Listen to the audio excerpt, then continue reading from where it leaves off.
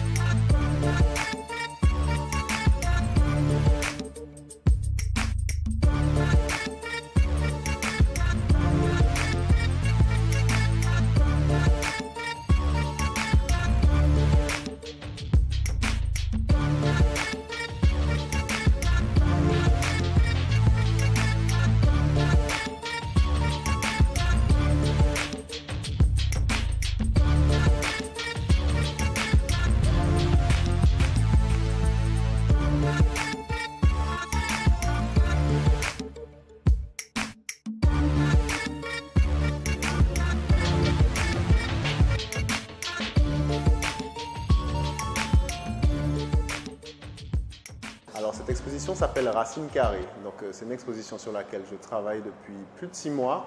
En fait, en réalité, au début, j'y consacrais que mon temps libre. Le jeudi, j'avais la chance d'être totalement disponible. Donc tous les jeudis, avec mon ancien directeur de stage, on travaillait sur ce projet. Ça s'est accéléré pendant les vacances, les grandes vacances dernières. Donc j'ai consacré mon mois de juillet, mon mois d'août à la finition et à l'aboutissement de la réalisation des pièces. Alors c'est une exposition qui parle de mobilier, c'est du mobilier design. Alors du mobilier qui révèle un petit peu l'âme de l'artiste en réalité. C'est un exercice que je refusais de faire quand j'étais étudiant, hein. Je pense que c'est dû au manque de maturité. La création de tables d'assises, je trouvais ça très ennuyeux et en réalité c'est un objet très particulier, très intimiste et qui révèle l'âme de l'artiste comme je disais tout à l'heure, tout à fait. Alors, il y a 2 orientations dans cette exposition. Il y a l'orientation haut de gamme avec du bois massif, du bois de poirier en l'occurrence. Alors, j'ai la chance d'avoir rencontré un menuisier qui m'a présenté un bûcheron. J'ai découvert plusieurs métiers dans cette aventure. Et justement, j'ai pu choisir mes planches directement à la source, donc du bois local. J'ai choisi du bois de poirier avec volontairement accidenté, avec beaucoup de nœuds. Ça a donné un graphisme très intéressant avec le veinage du poirier. On peut très bien imaginer cette gamme-là dans différentes essences, hein, avec du bois précieux, du mahogany, du bois serpent, Donc c'est une aventure qui est en cours encore parce qu'en fait là c'est la première pierre, la première brique que j'ai posée. J'espère pouvoir développer cette exposition avec d'autres prototypes, d'autres essais, d'autres aventures professionnelles aussi.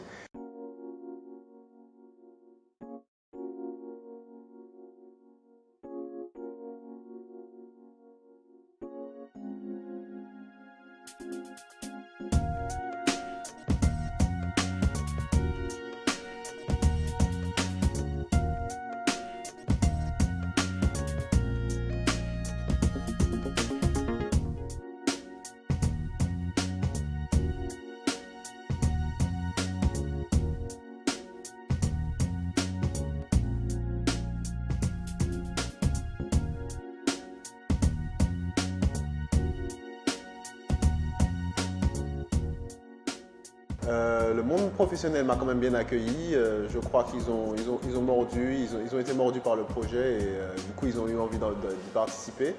En Martinique, le design est embryonnaire et de par notre insularité, on est quand même relativement contraint. Notre matériothèque est très pauvre et j'ai eu envie de dépasser ça. Je crois que l'insularité crée une sorte de réactivité qui fait qu'au final, on développe des solutions.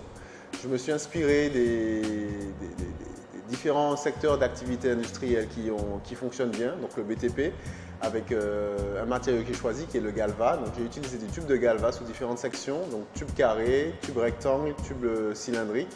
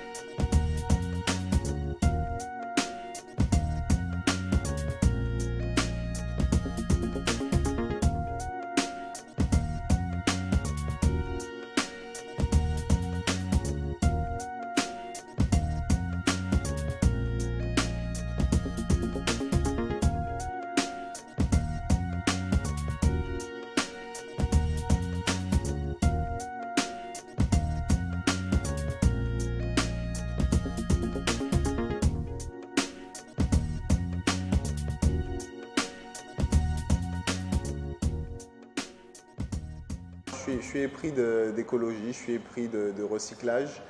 Et dans mes créations, en général, il y a cet aspect-là. D'ailleurs, ce n'est pas par hasard que j'ai choisi la palette. Ça vient effectivement d'un concept qui a le vent en poupe. Les gens, je ne sais pas si c'est la conjoncture économique qui a poussé les gens à utiliser les palettes pour faire de l'ameublement.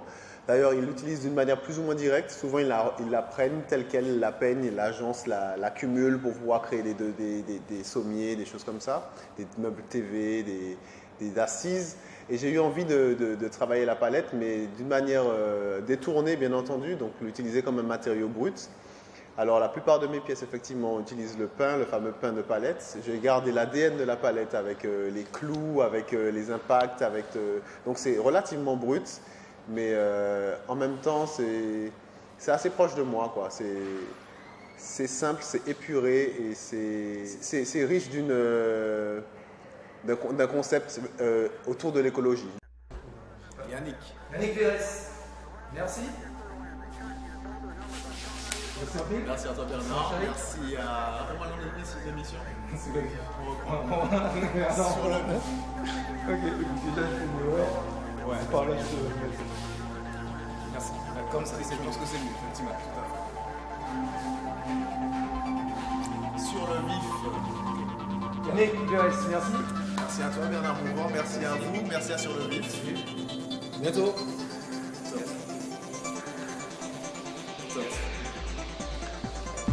Refait. J'avais oublié au départ. C'est carré, on a toutes les étapes. Il y a mes